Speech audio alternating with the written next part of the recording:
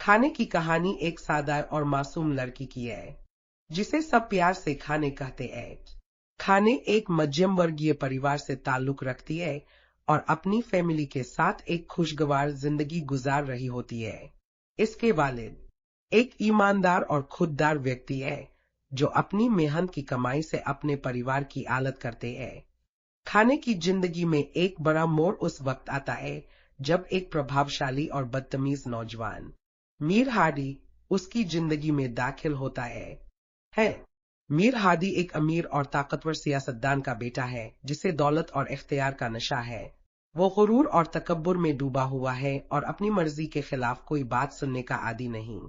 एक दिन वो खानी के भाई सरफराज, जो किसी बात पर उलझ जाता है। सरफराज हद की बात करता है और मीर हादी के घमंड को चुनौती देता है, जिससे हादी का गुस्सा सातवें आसमान पर पहुंच जाता है।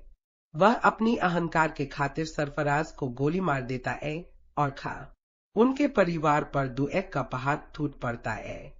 खानी का परिवार इंसाफ के लिए दर दर की ठोकरें खाता है, मगर मीर हादी के बाप के राजनीतिक असर और रसूख की वजह से कोई उनकी बात नहीं सुनता।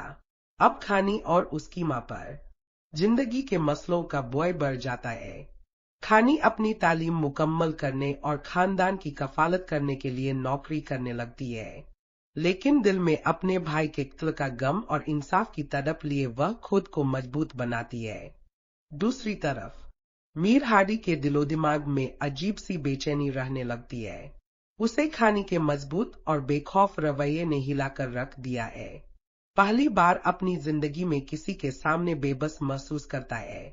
यह एहसास उसके अंदर यह एक परिवर्तन की शुरुआत करता है। वह पहली बार अपनी गलतियों का एहसास करता है और ज़मीर की मत उसे सुकून से जीने नहीं देती।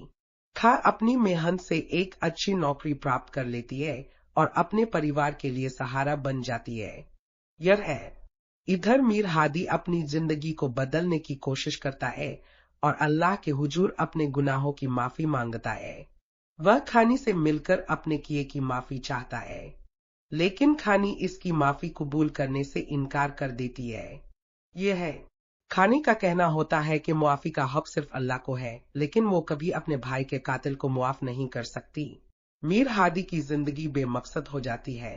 वो अपनी गलतियों का कफारा अदा करने के लिए यतीम बच्चों, नूंगूना की मदद करने लगता है और गरीबों के लिए फलाही काम करता है। वो अपनी जिंदगी में सुकून की तलाश में सरगर्दा रहता है, मगर ज़मीर की आग इसे चैन नहीं लेने देती। दूसरी जानिब खानी अपनी तालीम मुकम्मल करती है और अपनी माँ के साथ खुशहाल जीवन बिताने लगती है। एक दिन मीर हादी को खबर मिलती है कि खानी ने अपनी मेहनत से अपने सपने पूरे कर लिए हैं। यह जानकर उसे खुशी और अफसोस का मिला जुला एहसास होता है। वह सोचता है कि काश वह अपनी जिंदगी में उतनी ही नेकी और सच्चाई ला पाता जितनी खानी के किरदार में है। आखिरकार वह अपनी गलतियों का बोझ उठाए हुए एक मस्जिद में जाकर दुआ मांगता है और अल्लाह से सच्ची तौबा करता है। खानी अपनी जिंदगी में आगे बढ़ चुकी होती है, मगर मेरे हादी के दिल का बोझ कभी कम नहीं होता। इसका ज़मीर हमेशा इसे मलामत करता रहता है और वह अपने किए की सजा के तौर पर खुद को तन्हाई में डाल देता है। खानी को अल्लाह की तरफ से इंसाफ मिलता है और वह उस सदमे से निकलकर अपनी जिंदगी को खुशियों के साथ गुजारने का अज़्म कर लेती है।